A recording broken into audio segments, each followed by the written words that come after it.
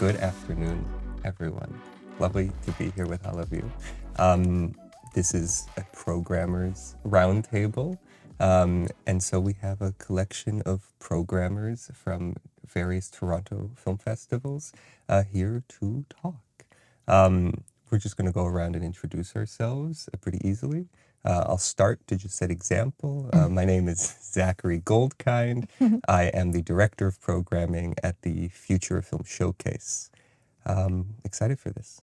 Filmmakers often don't recognize that a festival, while you have a large bureaucratic apparatus there kind of in your way, should you be able to get past that, you are then intervening with audiences and people, spectators.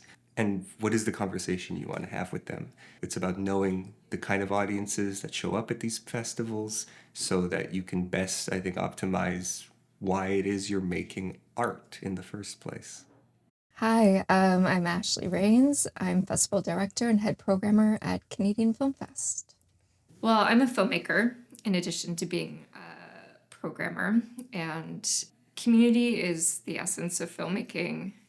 You need community to create your projects, to find audience, to engage an audience. So it's really important to have opportunities as filmmakers to get together and share our work, raise our hand and say, here we are. And it's really important to filmmakers to have those opportunities to showcase the work, to enter into a dialogue with an audience, declaring your work, your voices. It's really it's such an essential process to filmmaking. I'm Marina Hanna. I'm a programmer at the Reelworld Film Festival. There's a lot more for filmmakers to know that could help them navigate the festival world. These days, all audiences are niche. It seems it's hard to find a mass audience for anything. So I think starting small and cultivating communities who might be interested in your work, getting in touch with them early on, even as you're making the film, to let them know what you're doing. You don't have to go the mainstream way anymore to cultivate an audience. And I think if filmmakers start thinking about their audiences as individuals and communities, that can lead them to where they want to go. I'm Kelly Loy, and I'm the shorts programmer at the Toronto Real Asian International Film Festival. There's so many local festivals in Toronto, go out, attend, check out the vibe, get to know the festival. Maybe you have a peer who has been to the festival or has been selected, chat with them. Because ultimately, every festival has a different mandate. They have a different programming procedure. The way that they program things are different, even though generally we do similar work. Yeah, you don't have to aim for something that you feel like this is the path. There is no one path for everyone. You're just going to find the journey that the film needs to go on and ultimately your own as a creative. I'm Linares. I'm a programming coordinator and also a programmer at Inside Out. Don't be afraid to reach out. Don't be afraid to take a chance and just ask us if we can meet with you. And if you want to talk about something, if we can help you with anything. I think, it's a very niche job. And sometimes it's seen as something that that we're unreachable. But we're just humans very interested in film and very interested in learning about you as a filmmaker. So please contact us. Wonderful. Thank you, everyone, for joining us today.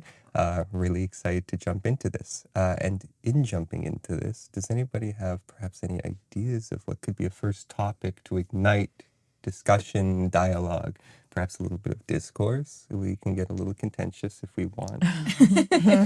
Just have to fight it's already. going to be like that. Okay. No, And I was like, gonna drink water. not antagonistically, of course, but I think our positionalities are interesting. We are at various film festivals in a city ran by film festivals with one of the major, if not the major, cultural hub for film in the country. Mm-hmm. And we all also have to operate within very specific contexts that, for me, always feels quite hierarchical. And in that hierarchy, there's, I think, a kind of dialogue that we have to have with one another as festivals, but also that we have to recognize as a dialogue that filmmakers themselves are having. And I think we had talked about this prior to beginning, but the notion of festival strategy, I think, brought me curiosity. I used to be a festival strategist. I figured I was a programmer and a filmmaker, might as well be a festival strategist also. I stopped doing that work because I hated it. Oh no. Good to know. It's a really disheartening field to get into because it really does become just this incredibly bureaucratic process of dealing with other bureaucracies of so many other film festivals that also, because of things that I'm sure we'll discuss, like premiere policies, that ultimately begin to contort a filmmaker into a pretzel.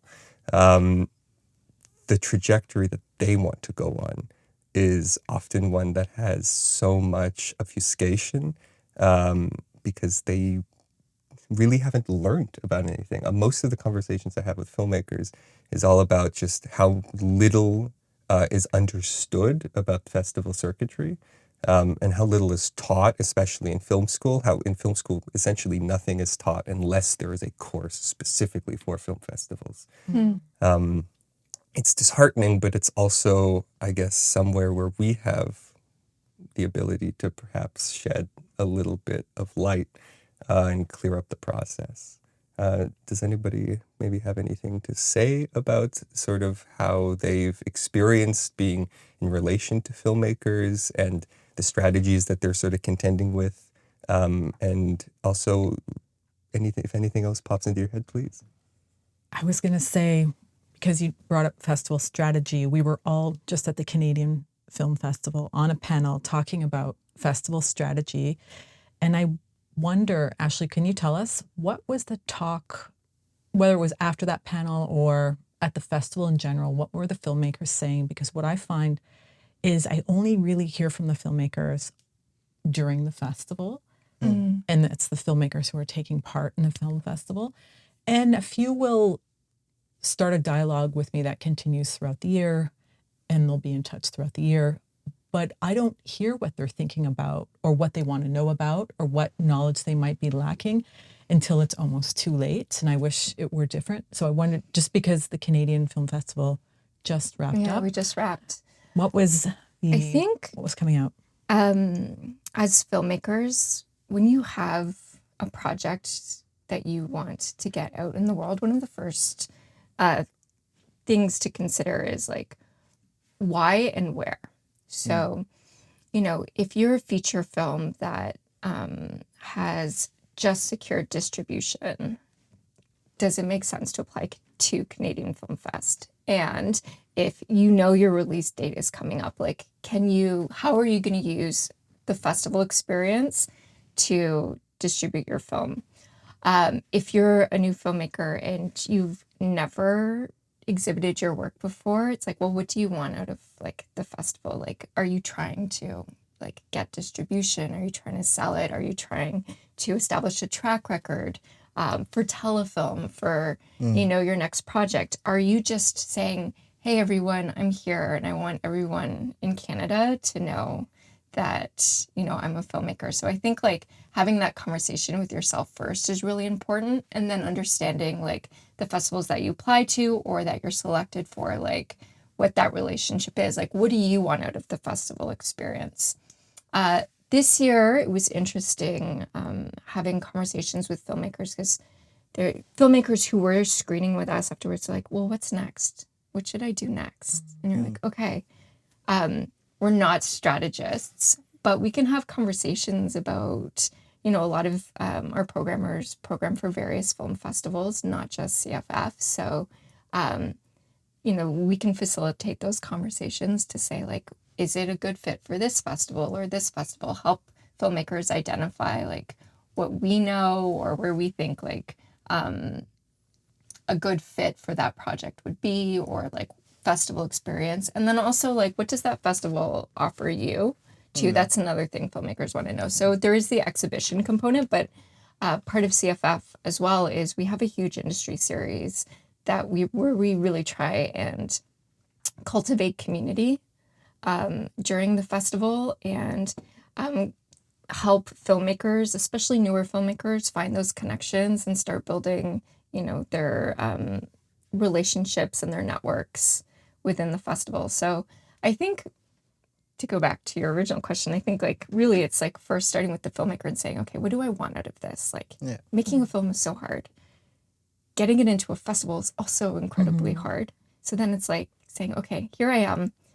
What do I want and how am I going to, achieve my objectives? How best can I approach that?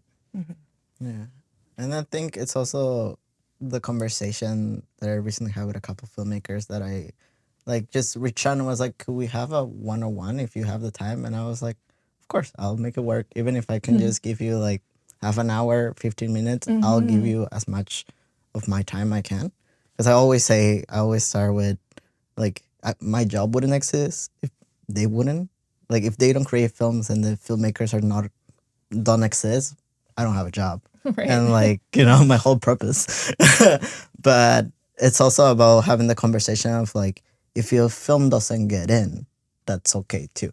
I think that should be part of festival strategy, or just thinking about the life of your film and the journey of your film and you as a filmmaker.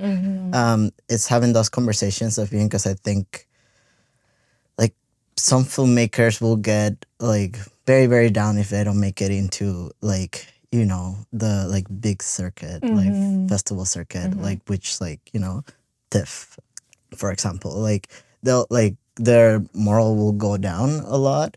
And then I'm like, there's so many festivals and circuits within the circuits, right? For example, for me, like working for Inside Out, which is a queer film festival, if you didn't know, like there's also like a very big queer film festival circuit. And so it's like, I agree. It's like thinking, where do you want your film to go? What audience you want to see it? So for example, for me, specifically for Inside Out, it's like, do you want to share this with community? With like communities within our like bigger community? Like, who do you want to see this film? Who do you want to give the experience to? And use that too, like in your film strategy. Like, you didn't get into like certain festival, but it doesn't mean your film doesn't have a home. Your film will always find a home, and so that's what I tell them. Like, you just have to find it. Even within Toronto, when I'm talking to them, I'm like, you do realize there's a million film festivals here, and I'm like, okay, they might not sound as like prestigious as like TIFF is, but like they give you something that like at the end you might be like, oh, this is what I needed. Because like it's also being like, we all see each other content, we all see what's being programmed. Like, I'll try to go to different festivals, attend different festivals, meet different filmmakers, like watch content and be like, if it gets into one, then it opens the world for it to get into others as well. Just based on like, we were able to see your content, even if you don't like thought like about us first. And like, like maybe there'll be a connection there as well. Yeah, I think just to that, to like kind of bring what you were just mentioning, Ashleigh, like, I think a lot of filmmakers don't realize that they should start with like, what are your goals? And it can be as broad or as specific, but that it's also identifying who is in your support as well. Because maybe it's like your producer has, worked on another short or a feature and has gone already on a festival journey, has already had experience with festivals, some kind of relationship being built, and can offer a further insight about like what that experience was like. And I think generally like festival work it's very relational, in the good and in the bad. And I think just like how I know there's also the struggle of like, we want to be everything for a filmmaker. Like, we want to offer support, we want to like highlight the film, we want to promote, we want to celebrate, we want to offer and set them up for their next one. But it's also like, I want to address like, in the festival like industry landscape, like we're geared up only to do that 10 days and like working off like very small teams, small but mighty teams who are very capable, and we like have to, because of our funding, that's our focus. But I think a lot of what our festivals, and I think Reelworld would probably be able to speak more to this too, is like we're trying to offer more year-round support, even if it's as little as, you know, our industry programmer hosting really like informal, casual, like networking sessions for folks just to share space and try to hone back into the buzz and like the excitement of what a festival can bring. But yeah, I think ultimately it's like, yes, like identify the folks that you can talk to and have those one-on-ones, or even just amongst your peers. Like there's so much like lateral knowledge that needs to be shared. And I think it's like, it's okay if you have like the one goal festival that's like, I've always just wanted to apply to that one, maybe unobtainable festival. I'm always like, you go for it. Just like, try. And like, not to sound like being like, yeah, you know, like, it's not like, yeah, you like, if that's your goal, if that's your dream, if you want to like premiere there, you go for it. Like, I 100% like support it. Because like sometimes like we'll wait on films because they're waiting to hear for another festival. That happens every And like it happens every year and it will never stop happening. I like it to stop happening though. But it's just it's just like you can try, because I think filmmakers should try and make mistakes and learn from them. But also it's like, I think it's like very hard to actually identify the middle to smaller festivals where, like, for example, for us, like what we notice in a lot of Asian Canadian filmmakers is they don't know festivals in Asia. They don't understand what the circuit is like there, or even within the festivals there, some of them might be more regional based. The eligibility is very different. So like on our end as a festival, we've tried to like build other partnerships with other festivals there in a way to be like, let us introduce not just Canadian films, but Asian Canadian films and sort of build a rapport, because that's, I think, the most we can do. And things take time. Relationships take time. And I think that's the other part is like, I don't know if everyone knows what Reelworld does have to offer. I think the people who've been coming to the festival and who went to the summit last year have a good sense of it. But there are year-round programs that are designed to help launch up-and-comers into the industry, or people, you know, who are still young in the industry. And there's a number of them that run year-round with our partners. We have an E20 program that's been running for a number of years that helps launch, helps people get to the next step with their project, wherever they may be in the stage of their project. And the festival itself, during the summit and during the festival, there's a great opportunity to meet other filmmakers, to meet people from the industry. It's really focused on being a launching pad. And I don't know, it's unclear if the community in Toronto knows that, and if that's known nationally, because we are a national film festival. We just happen to be based in Toronto.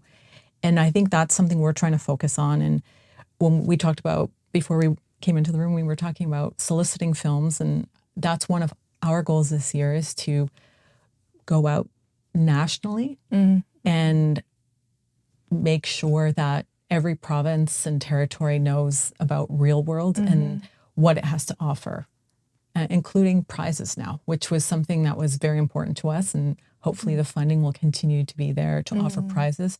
But I think that is also an important part for filmmakers who are up and coming to realize that there are stakes and that they can benefit from them. Yeah, like mid-sized festivals or like small festivals have things to offer. It's not just like the like big name festivals. It's also like all of us that are doing like our best to like create intentional spaces, like for filmmakers, for communities, for like anybody that wants to learn about what we do, like what our program is, what like industry events we offer. So yeah, I 100% agree of being like, there's so much that I also think that people don't know about Inside Out, and so much that they don't know about the different festivals like in Toronto, because I don't think it's only Inside Out, right? Or like Reelworld. Like I think, yeah, there's like a lot of things that filmmakers don't realize that they could potentially get or use or like explode to as much as they can. And like, yeah, like just being at the festival, sharing space, like, you know, our alumni, like we have like a being alumni database, and it's just being like, they're just as important to us as like the filmmakers that we're bringing to the festival this year, for example. Like, you know, they keep growing. Like it's always, to me, like it gives me like one of the biggest pleasure to see like alumni submit to us like their first feature, like they're like like just let us know like how they're doing, and I'm like, it's always like it's a very proud moment in we some love weird that. way of We love feeling that like too.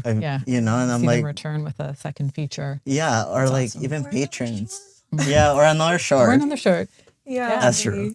Sorry. No, but yeah, like shorts, like to me, yeah, like seeing them progress, like from their first short to their third short to their second short, being like, you are like growing, you're like expanding, like your knowledge as a filmmaker, like your perspective. So it's always great to like keep in touch and like let them know that this is a space where like they're always welcome. And like, What can we do? Because I realize this is not just on the filmmakers, it's on us as well. They're working on their film. It's so hard. You were saying, even if you're making a short film, it takes so much to do that, especially in Canada. Whether you have to get the grants and you have to get the funds together somehow to do this first, find the people to help you, hopefully. And it's quite an accomplishment just to make a short film, let alone a feature film. You're not necessarily going out there to all the festivals and networking and watching other people's films, which I think would be a fantastic thing to do. But you could be months and months on end so focused on your film.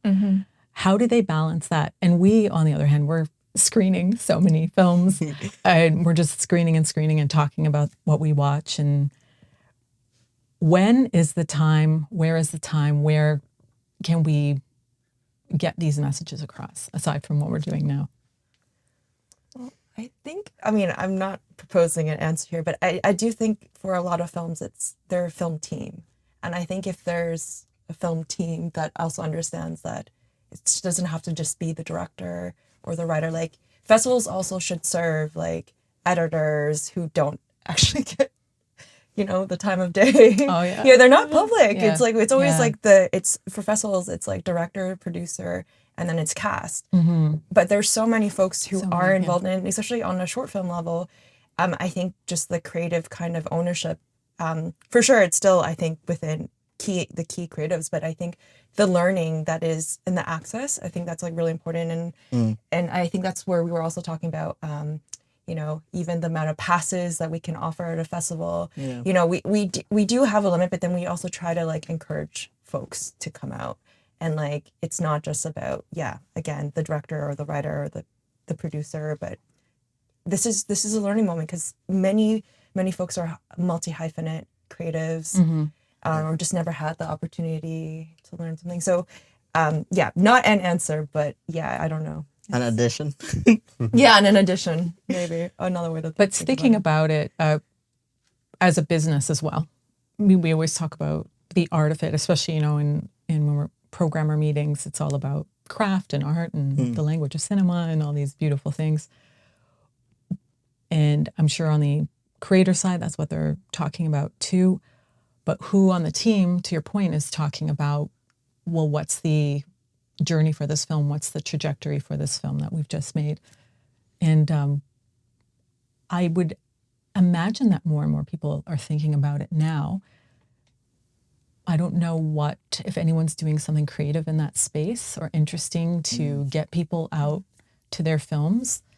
I find traditionally short filmmakers, there is a strong community and they do come out and watch each other's films. And I love seeing I love seeing a full cinema for a shorts program. But how do other filmmakers, what are some good ways to market your film as an individual person? This is something we talk about at Reelworld a lot because we all talked about this before. Everyone makes a big effort to promote the festival as a whole, but it's sometimes challenging to promote the individual films in your festival.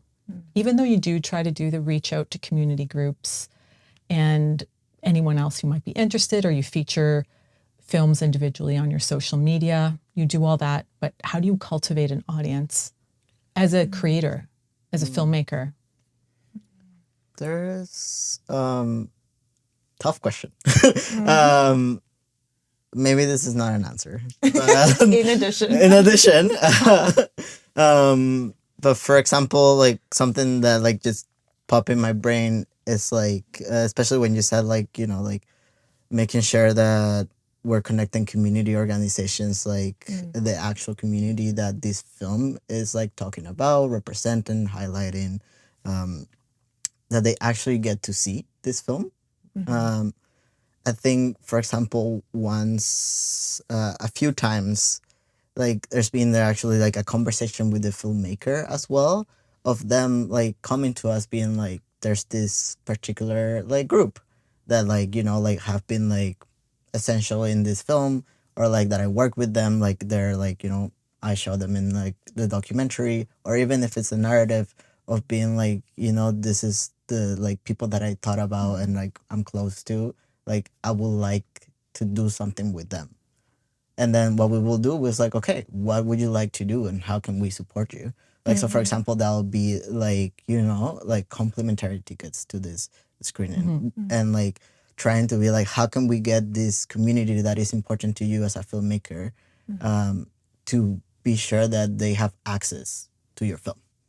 So like, I think it's little things like that, because I think, like Kelly was saying, there's a limit to our capacity and like what we can do as a team, but like it's also being like a little bit of us, a little bit of you. So like we do what we can to support you, like whether it is like pushing for like press, like so we try to get our filmmakers to go like and do as much press as we can get, as much like content as they can do, like while they're here, while we have them in Toronto, like, and same with like Canadian Canadian content and Canadian talent. We want to make sure like we're highlighting them and making sure that we can like show their content outside of like, for people that are programming outside of Canada. But little things of being like, we do what we can, and also we're always happy to hear from filmmakers and what they want. Like, do you have an idea, like a way that you want to promote this film?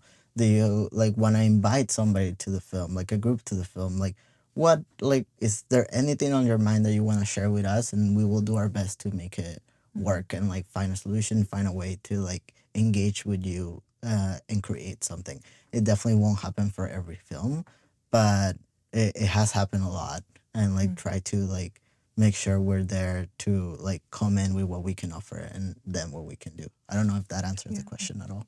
It added to it, but you brought up something that was interesting, and that's the press. And what's the role of the press in covering the festivals? Because I would say we're in the fall. We are after a major film festival. Is this where you're going? Yeah, sorry. I'm just like, take it. Like, take I'm it. really, I feel like you want to say something. Yeah, no, I just, let it go. I have, yeah, I just feel like I have no longer any like open mainstream media covering the festival. They want a hook. If you're going that route, has to be a hook.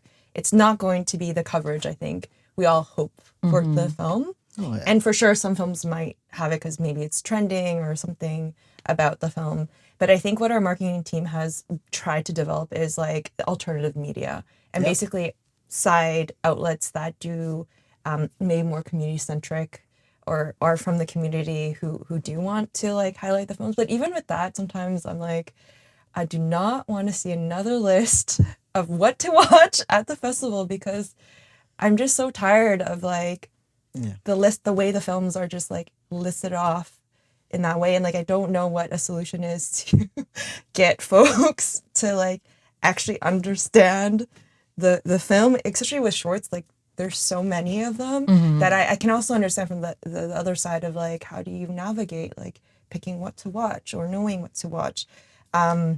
So I think it's like a perpetual, like, I'm just like, I'm so angry at this, but then also like, I don't know what to do.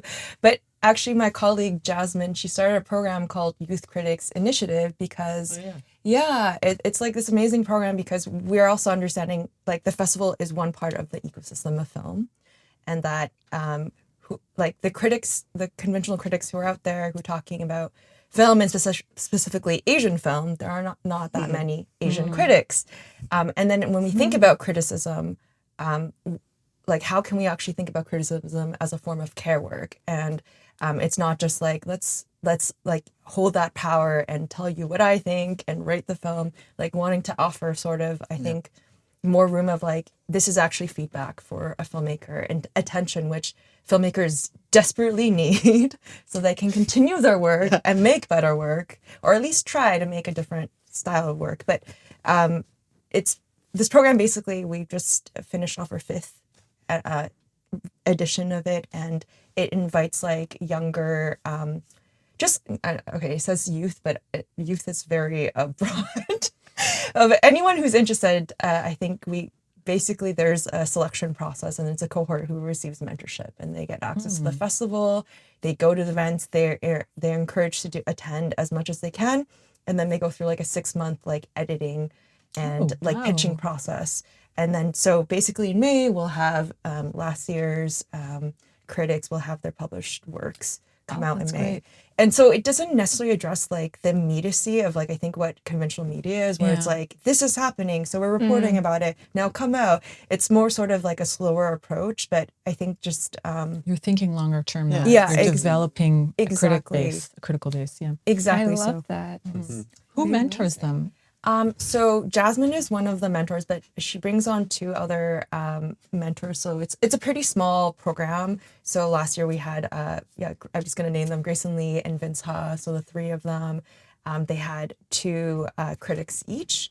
And so they sort of like guided them through That's the such process. a great idea. Yeah. I think you should give a talk about this. Oh, you should get Jasmine. Should we Jasmine. like Yeah. change this and just No, listen no, no, to- no. No, but No, it's but just, yeah. I agree about the it's a queer festival. I agree about the mainstream press, and I think I mean, just to name a few examples, like our filmmakers have been misgender, and like we've been pretty good at letting them know like this is who they are, this is their bio, this is all the stuff, and it still happens a lot. Or like conversations that like are not necessary, or like that. I'm like, you don't need to ask that of my filmmakers. To say it very just basic stuff. But yeah, mainstream media, like to hit mainstream media and actually get them to show real interest about the films, like it really depends. Sometimes we'll have ones that are just like very excited because we have a celebrity in it. Yeah. They love that, which I'm like, to me, I'm like, yeah, like I love this film, like please, like give it a platform. But at the same time, we also look into like queer media and like queer critics, and making sure that it's also like connected with community, with different community organizations and ways of like how can we get this film to reach like different things, and actually like I think with care and with knowing that like it's we're looking for something different.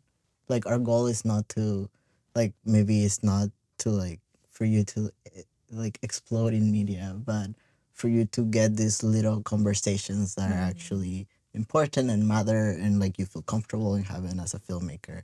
Because we have had certain cases of like it takes nothing to like read about who you're interviewing and write their pronouns the way that they want their pronouns to be written. But yeah, it has happened a few times, and I think you bring a great point of being like this whole, which happened recently in Toronto, but in theater.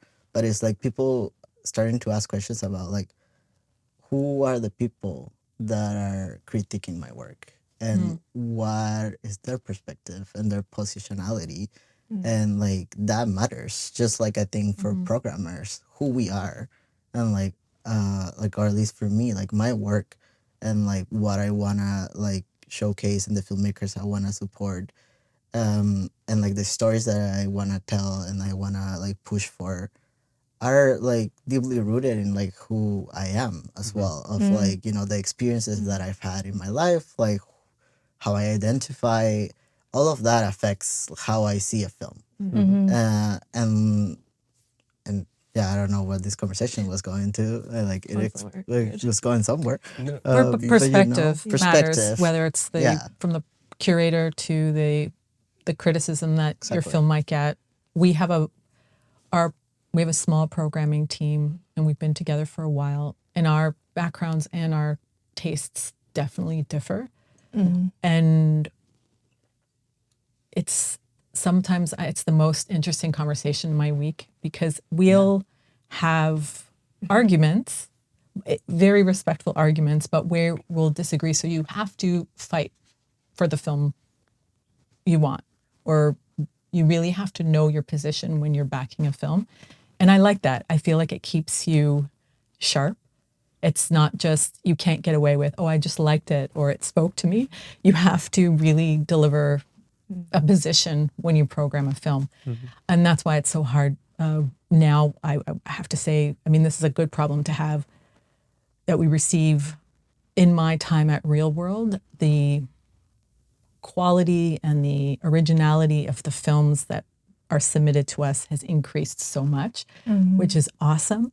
But that means we end up turning away work that we love, sometimes only because there's only so many spaces to program. That's why I wish sometimes there were other places where we could say, hey, I saw this great thing.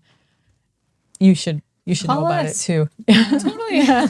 Yeah, likewise. Oh. Likewise. I mean, those are, I know those are conversations. I like some associate programmers at FOFS have, like, we have liked certain films that they seem to be the only real champion of. And so after some of these discussions at our meetings and those films being passed on, the associate would reach out to a programmer at another festival saying, hey, I've got something that I think might be really good for you, and handing it over. I've done that for a few shorts, specifically not at, it was early on and I hadn't reached out to other programmers, but I directed the filmmakers ultimately to other festivals that they might not have even been aware of, That's good.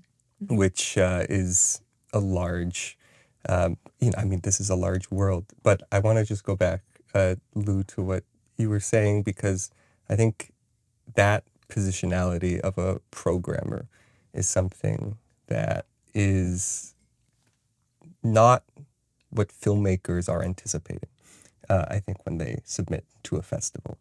A lot of conversations I've had, there isn't, you submit to a festival.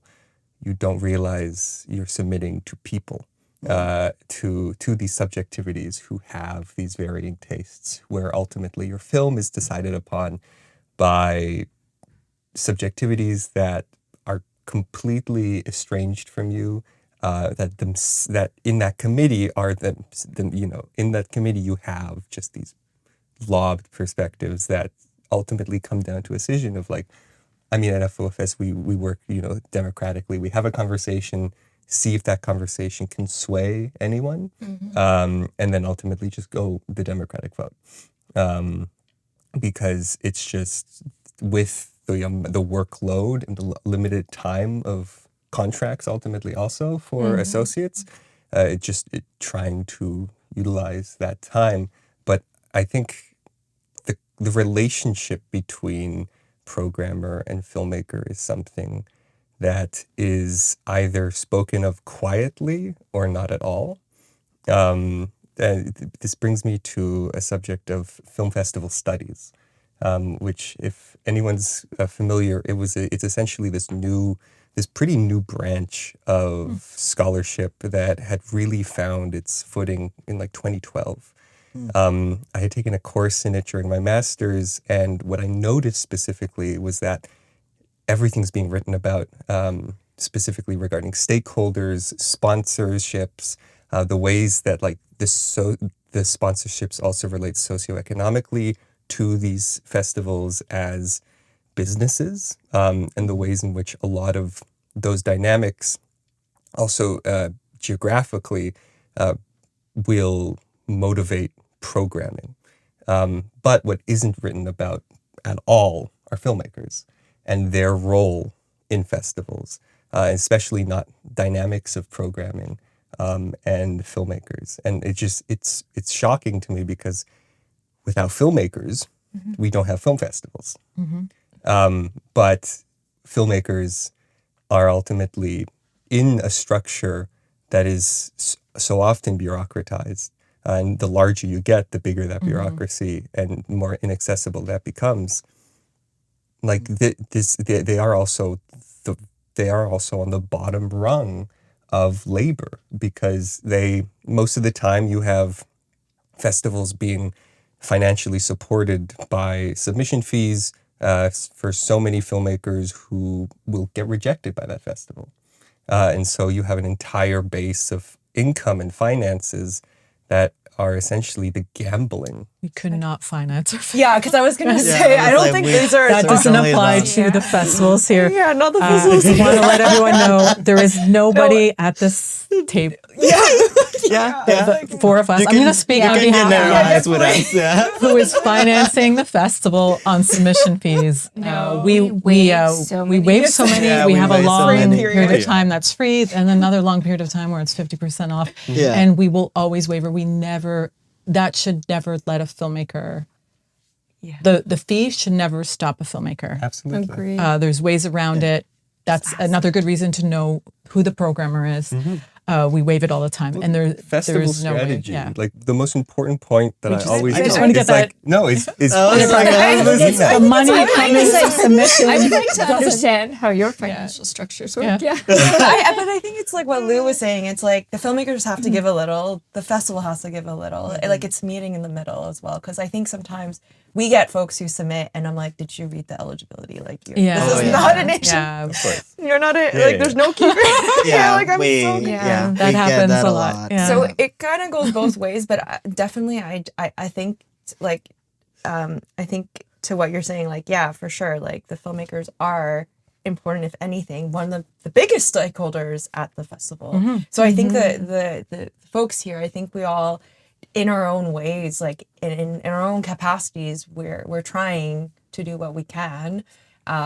Sorry, I don't know where I was going. Someone take it off from here, but No, yeah, you're right. In terms of what the onus of each party, because you're talking about the Yeah. system of the film festival, and I never taken that course, so I don't know the contents of it. But in terms of how, I would be interested in seeing how you approach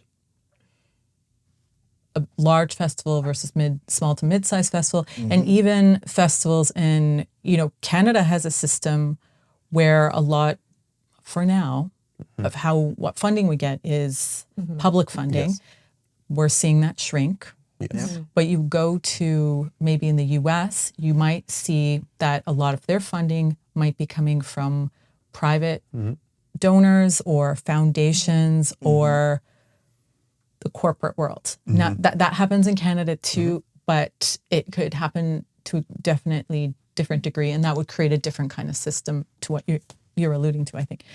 And I don't know how fees run at every festival, but I was speaking Yeah, at the festivals that are we're in here. agreement that like Yeah, definitely yeah, doesn't yeah. cover It doesn't much. cover much, yeah.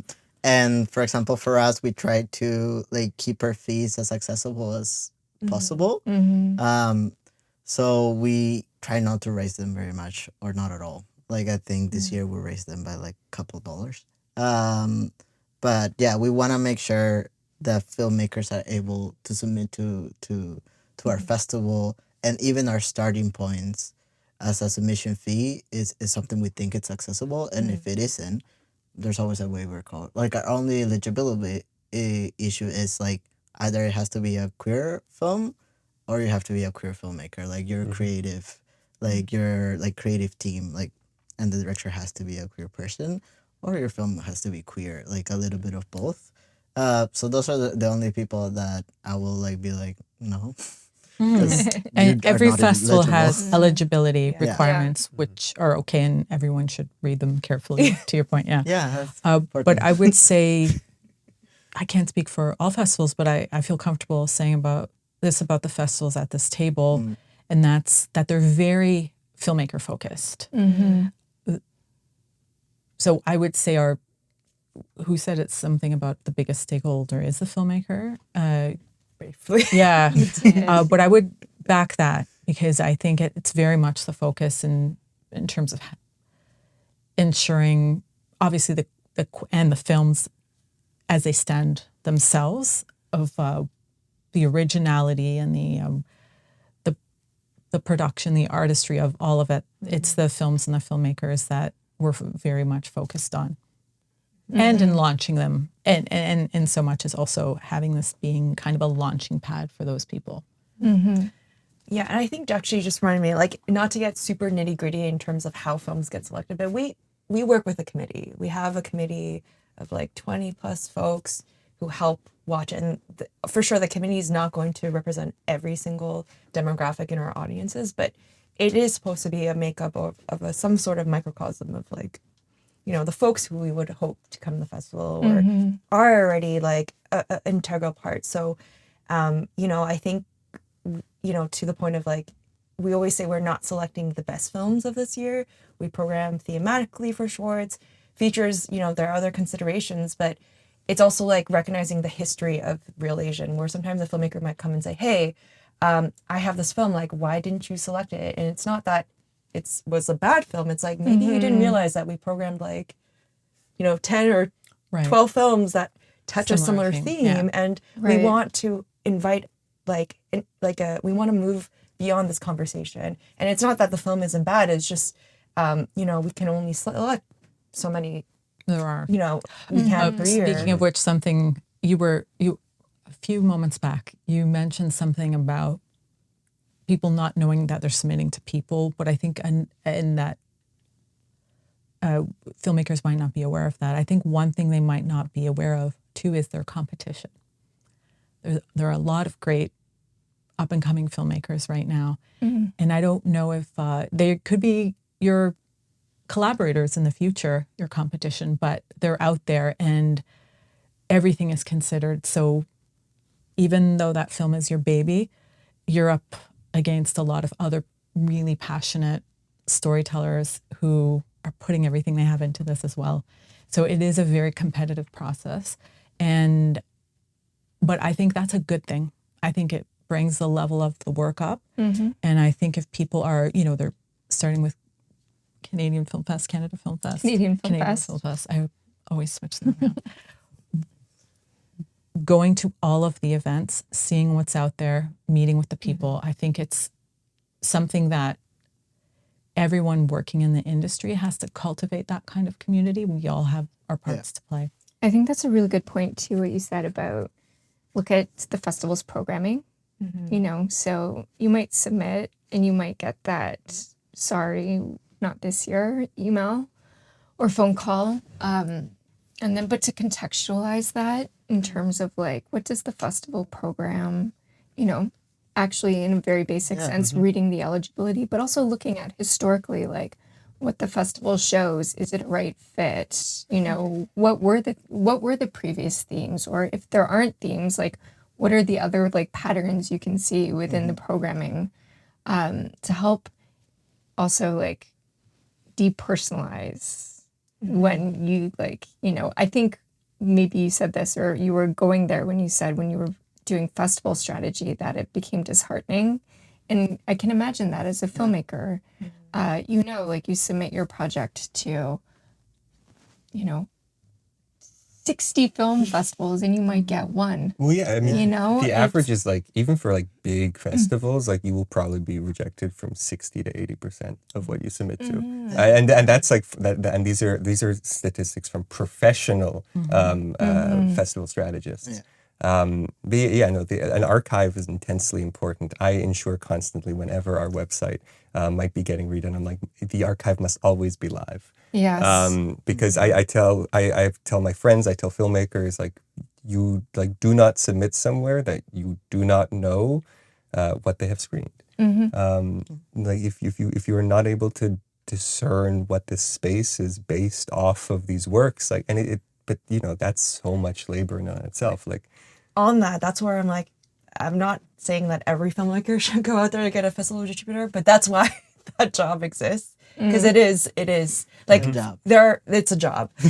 So like on that end, also like depersonalizing it, like you're already taking a lot, not just finishing the film, if you have energy after you finish the film to then go off and build a strategy and submit, like It is a, it's good role. I intense. think what we're coming to is that there is a role on your team for someone to do this strategy if you don't have a strategist. Someone to start to, because in the system, there is room for a festival strategist on your team to really be doing the thinking of where the film could go, who you might meet on that way, what kind of attention do you want your film to have. And I say who you might meet is an important part, because you don't just want to look at the obvious, I've heard of this film festival before, but what kind of programs are they running? You know, you had so many industry programs around your festival that people could benefit from. How many people know that who are submitting films? And it's knowing the networking events you were telling us about. Do people know about that? Or I didn't know about your program. I love the Youth Critics program, but I think knowing those things about festivals could change your mind as to where you think your film can go. So it's not just saying, oh, I've heard, obviously there's the very prestigious film festivals that you may work your way up to one day, but it might be really worth your while to take a tour around and even around the world with your film, and the kind of learning that you would experience from that would be incredible. And just to go back to your point that, someone on your team should have that role. Yeah. Like, you finished your film. Now the job is to get it up there. Yeah. So it is often the producer. And it is often the traditionally it's producer. the producer. And as a producer, if you're working with a distributor, or if you've sold your short somewhere, but you want to do a festival run for it, these are all the conversations you're having. And even when your film is done, you might have spent 2 years making your film, from pre-production to end of post. The life of your film is still going. You're just beginning the next phase, Yeah. Your first stop in that, your first point in that journey might be the festival, all the way to if it's feature, through release. So it's really important as filmmakers to have that consideration and to be having that conversation from day one, really. Yeah, excellent. Oh, sorry, not to actually, you just reminded me, it's interesting that there are models out there, I would say more maybe in Germany, I've seen there are organizations that are they do distribution, but they also run a festival. Yeah. So I'm always curious about that, how they I don't know, Germany. There's also in Germany, there's also this queer film alliance where there's a bunch of different festivals. There's one for the environmental films too. They they all are together and they're in a group, so they share screeners. They they have found a system to let filmmakers know and be do you want us to share this with other festival, because it's different size festivals, mid, small, that get together and then support each other with content, with captioning, with a bunch of different things. So there's so much room for us. Nobody wants to do that. Yeah, we do it sometimes, and it's we love it when we can pass it on. Yeah. It's for us, it's mandatory now. Yes. To a certain limit of being we request everybody to do captions, but we also understand that there's a budgetary restraint to it. And we try to support as much as we can, and working on getting finding funding to be able to give that support to filmmakers and help them create captions and make their films more accessible. Because even to me, I'm English is not my first language, and certain accents is hard for me to understand. Having captions makes a huge difference. Right. Yeah. A lot of the time, so trying to also make the festival accessible to more people. As I want everybody to come enjoy it, the films and the festival, and I'm sure you all do as well. Yeah. And to the point, going way back, a little rewind of how disheartening it must be for filmmakers. Who my heart is constantly broken too. Oh yeah. As a programmer, I think I'm it is the worst thing about programming is saying no. To me, saying no, especially to films that I really really want. But yeah, like for filmmakers to understand that it's not just personal taste and it's not Yeah, just it's me definitely as not, well. It's yeah. not Right, that for exactly. like there's like a committee, a group of people that are creating this festival, and there's also not only personal taste. And like when I just first started programming, I learned that really quick of being like, it's not just that I love your film. There's so many different variables. Like Yeah. we're not a theme festival, but there's still being like within our, like for example, shorts program, which are my favorite to program. Proud. Just like it's like within the shorts programs, even though we don't have a theme for the year, we do like find themes within like our shorts programs to like Yeah. make sure there's a flow. Yeah. And like Yeah, sometimes yeah. there'll be like this one film that like I really really like, but I can't find a place for it. Exactly. And it's just like it's like you're saying like we get more submissions, like we're trying to fit as much as we can, but there's limitations to us as humans, as like a festival, as an organization. There's a lot of limitations that we're trying to hopefully expand and like no longer be limitations, but for the time being they are. So like I think it's important. I think what you said is very important, being like we understand the heartbreak. Like we know that Notification day is the worst day. I'm like we understand the heartbreak. Yeah. And like, but I'm like, I hope like filmmakers don't get discouraged by it, but just know And- like just find new things. I agree with you, just to hook onto that. Do not get discouraged by it. Like, really, like, if your film doesn't play Canadian Film Fest, you're still okay. You're still a filmmaker. Like, we don't own that title for you. You're still a filmmaker. You're gonna find an audience. There's so many different reasons why we don't select films. Yeah. And sometimes it's films that we really want to select and we just can't for so many different There's reasons. a million reasons. Like Yes. it's Yeah. not Like, only it's- one thing. it- There's so many variables. Yeah, that's exactly it. But sometimes I'm going to say it. There are a million reasons, but just to add something new to the conversation. like it. Sometimes Yeah. it is Let's that add the some film drama. isn't ready. You might see Oh, yeah. potential, but it's not quite ready, especially as you compare it to the other films you're seeing. And those are the cases, especially in those cases, I would love for either the group of filmmakers or that filmmaker to be seeing other films in the festival. So on that, we actually started a program last year where for local folks who we were like, oh, like it's not quite there, we're gonna give you a pass. Just come out to the festival, did the same. attend the industry sessions, come watch the films, and like maybe that you'll make connections or you just have a chance to like grow, because it's sort of like hard when you're like, no, you're not selected, but come out. Yeah. But I Would think you they take- You appreciate should it. take advantage of that because that's an Yeah. amazing opportunity, especially if you're not watching what your contemporaries are making. It's such an important part, I think, of any artistic process is to be aware of what your contemporaries are also working on. Yeah, like go to festivals. Like we need it. Like as an industry, I think it's fair to say it's a rough time for like yes. No, it's a very bad time.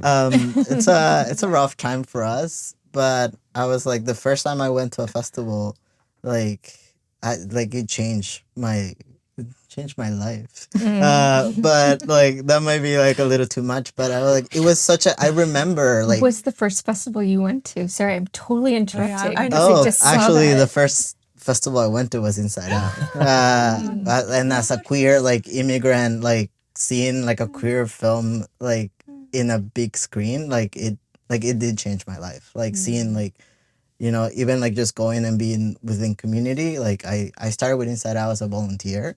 And now they pay me. But it like I remember that experience. I remember like like watching certain people that now like I look a little bit more like them after many things. But like that feeling, like it definitely changed me and like show me what festivals do, and especially I think festivals like us of our size, like was like we are there for you. We're there, like we want you filmmakers to feel like the warmth of an audience. We want It's like incredible the audience to to watch be a able, filmmaker yeah, watch the audience. yeah, I know. right?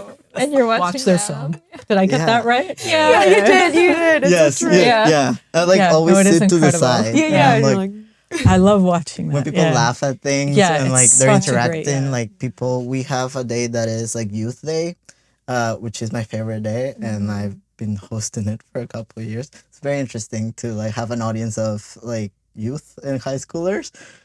But yeah, it's like one of my favorite days because we tend to have a panel, and then after like all the, I don't want to call them kids, but all the kids, like we'll go and like talk to the filmmakers or like the people that like were in the panel, and then it's just like a wonderful moment. They for have some of me. the best I love it. questions. I think there's some high schools that come out for our shorts programs, and they end up having some of the most thoughtful questions because they're really engaging with the content. And yeah, I think that's great. I just wanted to tie back because I think just to what you said, you reminded me, I think we had conversations, and Lou, you were bringing this up about how as programmers in our role, we don't often get the feedback that we also need. Yes. As much as it's like art, like it's arts administration, like we're arts workers, we want to do better in our roles too. And as much as like, yeah, the filmmakers, we want to give them room to grow and become the best they can be. Like we want to be the best that we can be too. And I don't know where I was going to go with that, but I think what you were just saying just made me think about like, yeah, like I think after COVID, that the edition afterward where we're back in person and we could like, I just like watched the shorts program in a cinema for the first time. Like I was like so emotional and crying because I was like, I just didn't know like what it actually looks like for myself as well. And having my friend who was there was like, who programmed that? I didn't like that program. I was like, I did, tell me. She's like, oh my God, I'm so sorry. I was like, no, I need to know everything. And I think, love feedback. yeah. I also love conflict. Conflict, it's great. Like to me. Yeah. I do think that just like with the films we watch, some people are not going to like what you program, but some people will, and it's just that's what art is at the end of the day. Because most of the films are not commercial films, even though I think there's play now, especially the way audiences are now, where you have niche segments. It's not, it's not all Top Gun and things like that. Even though we all could watch Top Gun. I think they're Mission Impossible. it's you know what?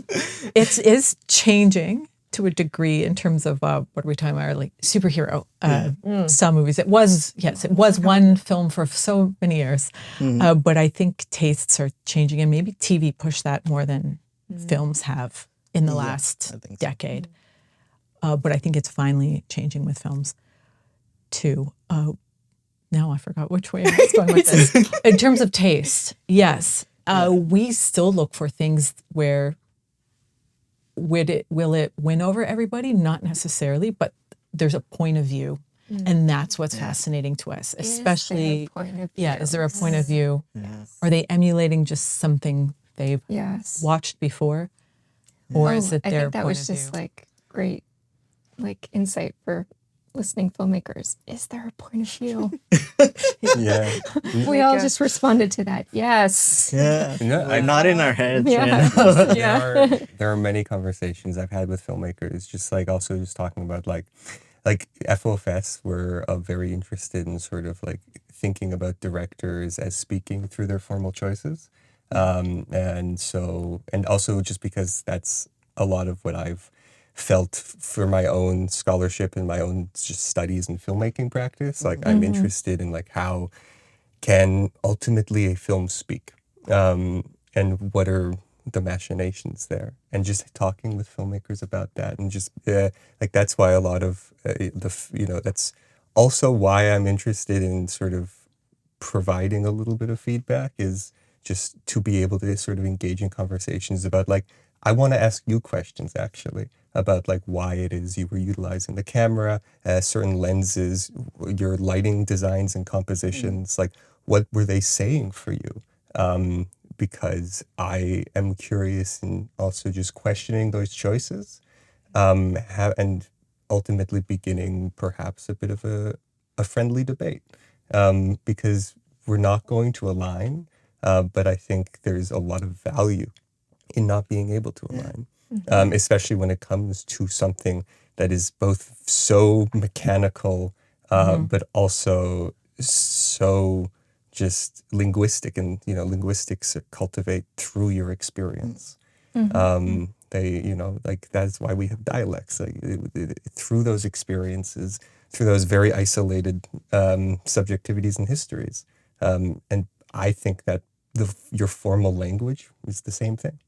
And so having conversations like that with filmmakers, it's incredibly enriching, but also I think it provides filmmakers with just a sense of perspective also with regard to the festival.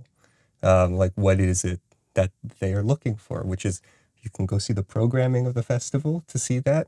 You can talk to the programmers also to sort of get a glimpse into that. My favorite answer is always like me. I was like, "Oh, why did you do this?" And they're like, "Oh, I just wanted to do it." And I'm like, amazing. Especially when you're That's my favorite experimenting answer. and you wanted to see what it would be like. I think that's I love it. an And okay like, answer. Yeah. As long sometimes as you the- know that you were doing it and Yeah. there's that a bit of awareness. We're all in screening mode right now, knowing the dates of everyone's supposed to. You just just wrapped. finished. You're like, You Yes. wrapped. We're in the Watching midst of it. some But if you can television recall, that filmmakers told me to watch during the festival, and I just want to ask them why they asked me to watch that. It's important research. Yeah, I guess you have our final question. I have a final question. When you're in the midst of it, you're just, it's submission after submission. What is it that you wish you could tell filmmakers as a whole? There's one thing at that moment when it's all coming in and you're watching it all. when I'm like fully watching it, no. But when I'm like, I first like before I watch that, I go like just like look at the synopsis, like stuff, and I'm like, work on your synopsis. Like being like, are you sure that what you are telling me is what you're showing? And I think sometimes it'll be like watch your film, get some feedback on your synopsis and like what you're telling me about your film. Because if I see a big discrepancy between it, I question it a little bit more. Like I'm like, I did not see anything that you said in your synopsis. Therefore, Are they I'm trying not sure. to appeal?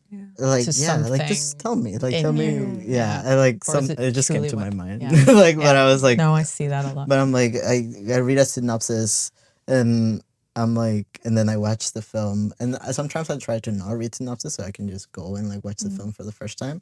But yeah, I usually tend to look at different things, and I'm like, two different films, like, Yeah. completely. So I'm like, Sometimes I be careful, wonder- like, Yeah, get your details, like also like because that sells your film as well. it does. And then the sense that you want to know that they have a sense of their film. And I don't know if it's because in our case where they might be appealing to issues that they think we're concerned about. I don't think that does your film or you as a contender any favors if it's not a match. Yeah. Yeah. I don't know if I have anything to say. I'm just like I'm submitting to the process. I'm like, I mean, I'm almost done. Like we're like finalizing the program. Yeah. So okay. I'm still alive. So you're like, you see the light at the end. It's right there. It's like You're so close but far. Like I feel like it's close, man. You never know. But yeah, I don't know. Well, we're locked. Our program is locked. So, and I guess the one thing that was coming up, but it really has come up pretty much every year. And this is also probably just a frustration for myself being a filmmaker and having my own frustrations with sort of hegemonic languages that a lot of filmmakers sort of instinctively use, is stop relying so much on coverage. Your coverage, for me, I'm very rarely able to get a sense of the filmmaker's perspective if they're shooting for their cut, rather than just finding the image to speak to that moment that is in their narrative. And also at FOFS, we're not often, we're always looking for documentaries. We're often moving towards either experimental or fiction, just because when most documentaries that are submitted to us are expositional works, talking heads, and that's that's not what we are looking for in terms of like the future of film as a language of its own in communicating information. This is not a documentary festival. And so when we do program docs, we want them to be really incisive. The one we programmed last year about Guantanamo Bay, the filmmaker had sort of went in with their camera, obviously where it's not allowed, was really only allowed to actually film their feet, but recorded the entire thing.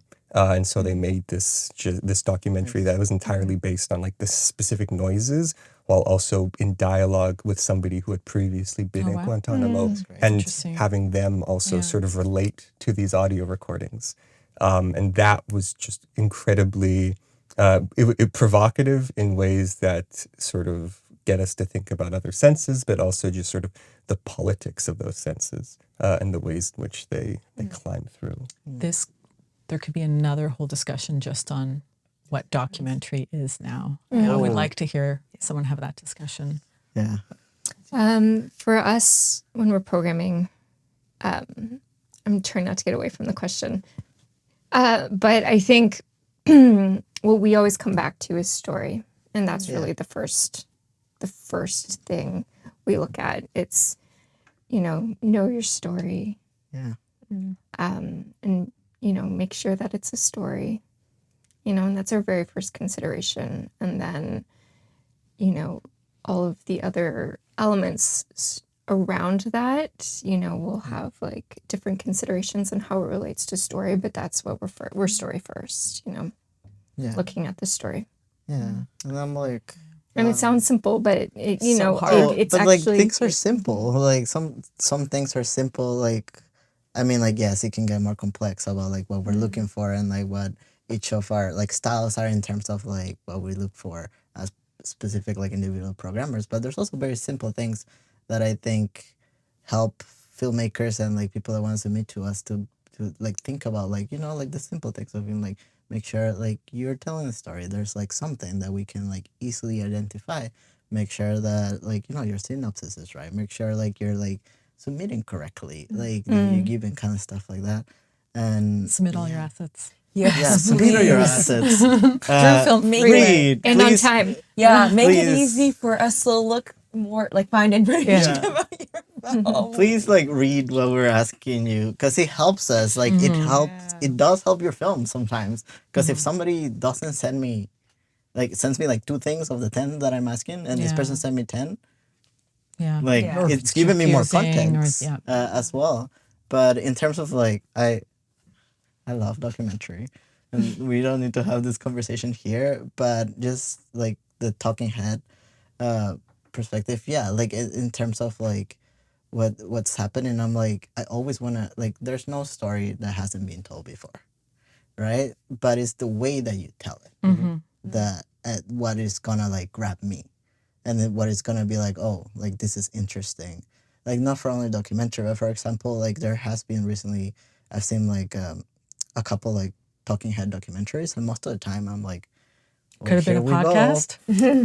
But like I've been very surprised in the way that they're that they've been able to use this like specific format, but like turn around, like do something better, like think harder, and you can see that a filmmaker is taking risk, and like within like a format that has been used so many times.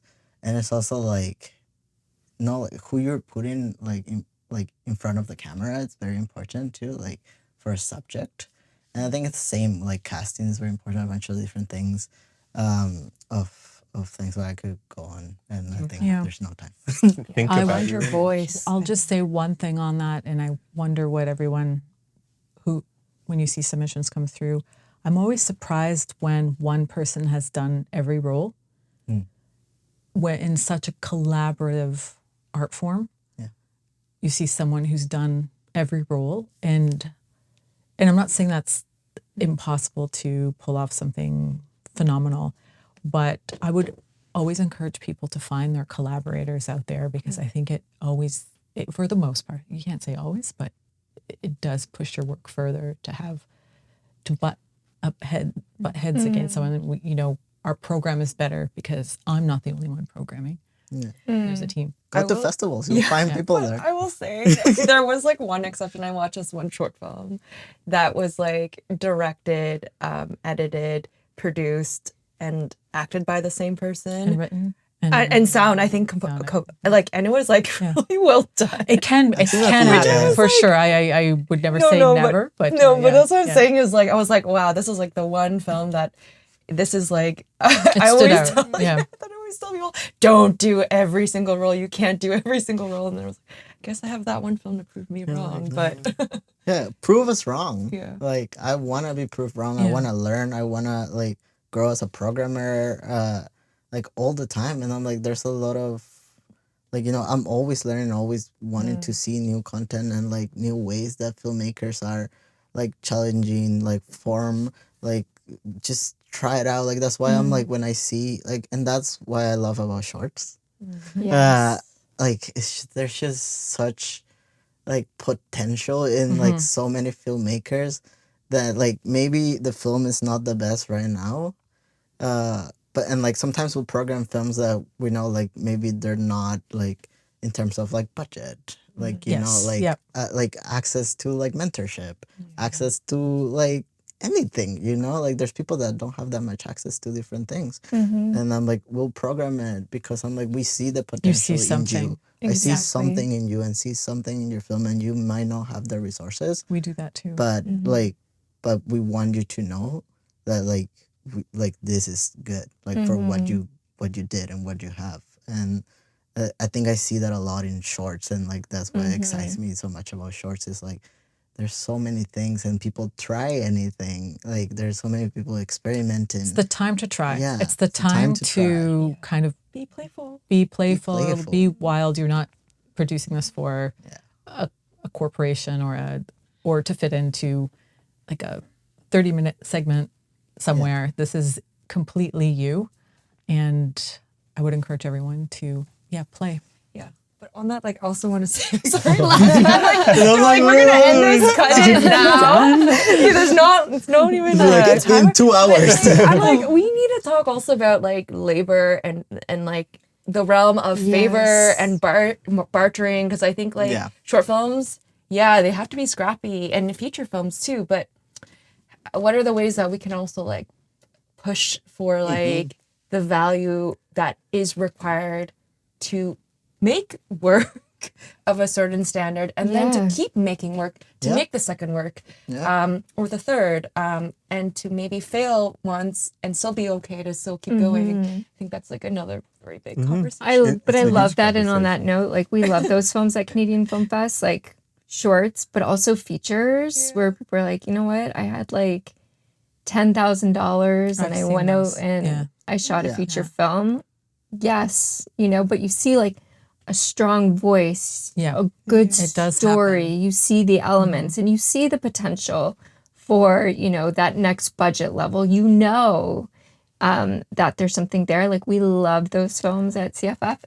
I'll tell you why they work, because I've seen that a number of times. They know what they're playing with. They're not trying to shoot that car chase scene per se, unless they have like a style to it. But you know what you can achieve within that framework. And I think there is something to creativity where you know where you're playing, what sandbox you're playing in, so you know what you need to do with that. And what you can reach for. Budget is resource and not restriction. And understanding how to properly divvy it up, making sure it's respectful, which ultimately will require a lot of alternative production methodologies. Restraint is good. Restraint is good. On that, I think we've definitely overstayed our welcome. Yeah. Oh, yeah. Get out of here. We've been here for 3 hours. Yeah. I want to thank all of you for coming, and I hope this conversation was fruitful for each one of you, just as hopefully it will be fruitful for the listeners. I hope so. We hope so. I'm like, but how do I get my filmmaker festival? Oh, if you want, befriend your friendly neighborhood programmer. Yeah, we're around. Emails are accessible, and I personally love sitting down with filmmakers and just for coffees, just talking. That's what I started doing as I was in my undergrad, an aspirational filmmaker. I reached out to programmers that I knew existed, and I met them for coffee, and they're good relationships.